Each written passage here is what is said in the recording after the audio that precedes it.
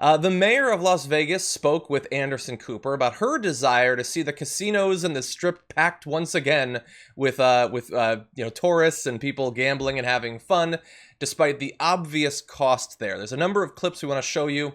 Here is the first. You're talking about encouraging hundreds of thousands of people to come to Las Vegas. I get the financial losses people are suffering, which is awful, but you're encouraging, hundreds of thousands of people coming there in casinos, smoking, drinking, touching slot machines, breathing circulated air, and then returning home to states around America and countries around the world. Doesn't that sound like a virus petri dish? How is that safe? What it sounds like? You're being an alarmist. I'm not. I've lived a long life. I grew up in the heart of Manhattan. I know what it's like to be with subways and on buses and crammed into elevators. I think you are by saying what you have just said. Anyway, Michael, so I think Anderson Cooper is right to point out that effectively it seems like this is a best case scenario from the perspective of the virus, that you would, in this very particular context that is packed with people who are drunk and they're smoking and they're walking around, they're all touching the same things. It seems like an absolute disaster waiting to happen. Yeah, Vegas and gambling is predicated on closeness and monitoring, right? You don't want people spread out. They have their systems of monitoring and security and all of that. And gambling is an intimate, like you said, everybody touching different dice and cards, etc. It's an absurd idea on the part of Mayor Goodman, and I like Mayor Goodman saying that she grew up in Manhattan as if that's a qualifier, because Manhattan is where the worst of the worst is happening in the United States, and also that's true.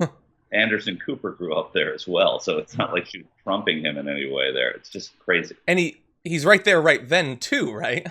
Right, he's sitting. So he's experiencing it. Yeah, it's a terrible idea, and it ended up being, as you're going to see as we play more for the audience, it ended up being an absolute disaster of an interview. It should probably end her career, that she's being given this opportunity to do the right thing and is so brazenly choosing not to.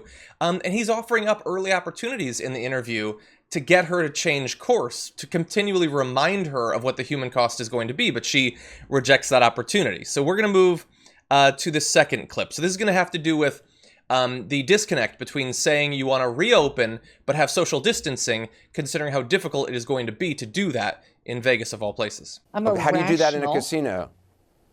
That's up to them to figure out. I don't own a casino. I don't know anything about building Wait a minute. I'm sorry. You're the mayor of Las Vegas, and you want casinos to be open, even though you have no authority, thankfully, over casinos.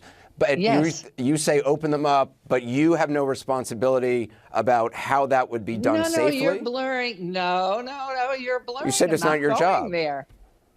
I am not a private owner of a hotel. I wish I were. And I would have the cleanest hotel with 6 feet figured out for every human being who comes in there. If you can't figure out how to do this safely, why, as mayor of a city that you are responsible for the people's safety, are you calling for something that you have no plan for how it would be done safely?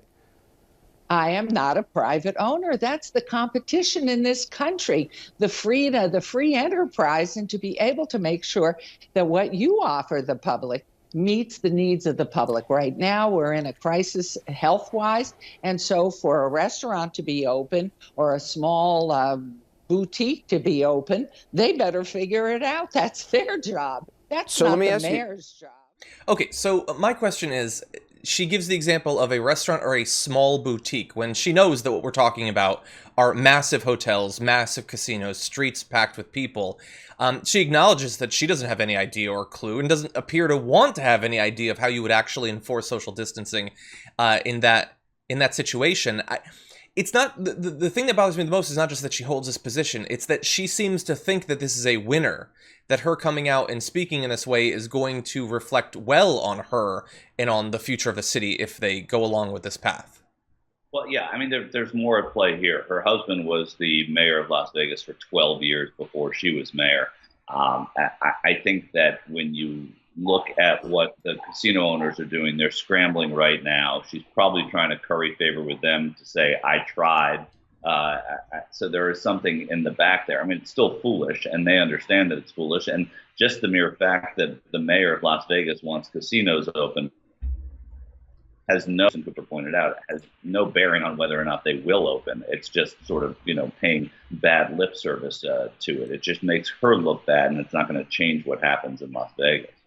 Yeah, I mean, I've been wondering, for instance, with Georgia, which we're going to talk about in a little bit, how willing these businesses will be to open up, knowing that potentially infections could be traced back to their locations. Would they actually want that? And I don't know, for all businesses, I am worried that the bigger the business is, the more willing they might be to do that, especially if they're losing a lot of money, as I'm sure the casinos probably are.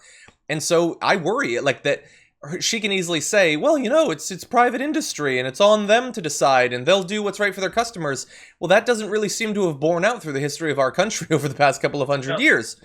No, and the truth is, you have to have successful casinos. There's so much more that's in play, right? The airlines have to be running. People have to be willing to fly. People have to be willing to stay in hotels that are sanitized, but not to the level that they have been hoping to sanitize their own homes and keep themselves safe.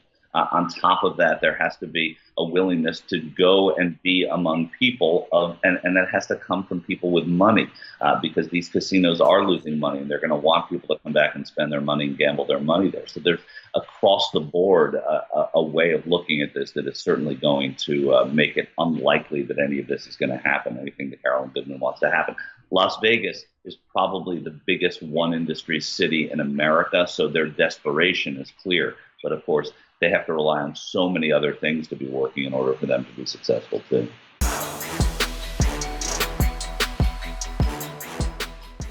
Check out the Damage Report podcast each day, wherever you get your podcasts, whether Pocket Casts or Stitcher or iTunes.